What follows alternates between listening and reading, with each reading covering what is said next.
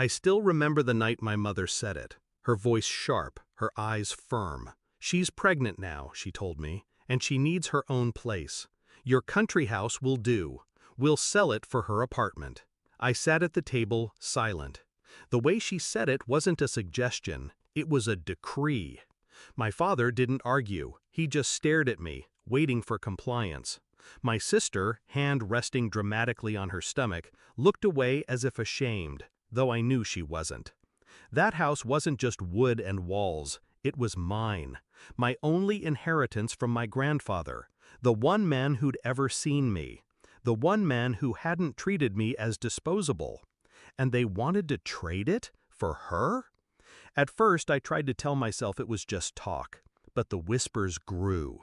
Calls with realtors, papers on the counter, my mother's hushed excitement.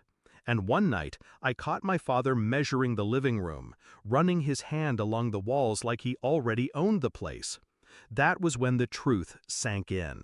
They weren't asking, they were taking. The betrayal burned, but I didn't lash out. No screaming, no pleading. I had learned long ago that emotions fed them power. Instead, I grew quiet, calculating. I started digging through old records, ownership papers, deeds, every dusty file my grandfather had left me. And with every page, my mind sharpened. The house was fully in my name, no joint claim, no loophole for them to exploit, which meant one thing. Their plan depended on my silence. They thought I was weak. They thought I'd give in. They thought wrong. The plan formed piece by piece. First, I called a buyer, a man my parents feared, though they never said his name out loud. A retired colonel turned developer, sharp, ruthless, and very protective of what was his. He had been circling the property for years, waiting for me to sell. So when I called, he didn't hesitate. Cash, immediate transfer, ironclad contract. By the end of the week, the deed was gone from my hands, tucked safely into his vault of assets. I signed without a word to my family, without a hint of hesitation. And then I waited. 2 weeks later, my father made his move. It was late evening when my phone rang, the caretaker of the country house. His voice was shaky. "Your father, he's here. He broke in." I didn't rush. I didn't even speak. I simply hung up and let the moment stretch. Minutes later, another call, this time from the colonel's man. Cold, calm. "We've got him." By the time I arrived, the scene was already painted. My father stood in the living room of what he thought was still mine, his face red, veins bulging, caught like a thief. And across from him, the colonel himself, impeccably dressed, hands folded behind his back, eyes locked on my father with the quiet fury of a man whose territory had been violated. The silence was suffocating.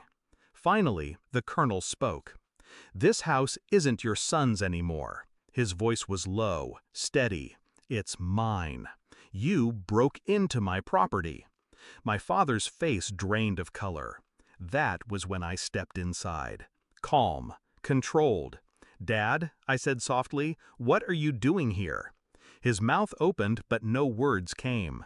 My mother, beside him, trembled. My sister clutched her stomach, pale. I let the silence strangle them before I added, "I sold it, weeks ago." Their heads snapped toward me, eyes wide, betrayed not by the sale, but by the fact they hadn't seen it coming. The colonel turned his gaze to them slowly. "You see, I don't tolerate thieves." It was a masterpiece of timing. Every step, every choice had led to this. My parents, once so sure they controlled me, now standing small in front of a man who had no mercy for liars. The colonel didn't press charges, not yet. He didn't need to. The threat was enough. His presence was enough. My parents left that night shaken, stripped of their illusion of power. And me? I stood in the shadows, watching the empire they tried to build on my inheritance crumble in their hands. Afterward, they avoided the subject of the house. My mother never mentioned apartments again. My father never dared raise his voice. My sister, for once, stopped looking at me as if I owed her the world. They finally understood. I wasn't their pawn. I was the one moving the pieces. Now, when I think back, I don't feel guilt. I don't feel pity. I feel free.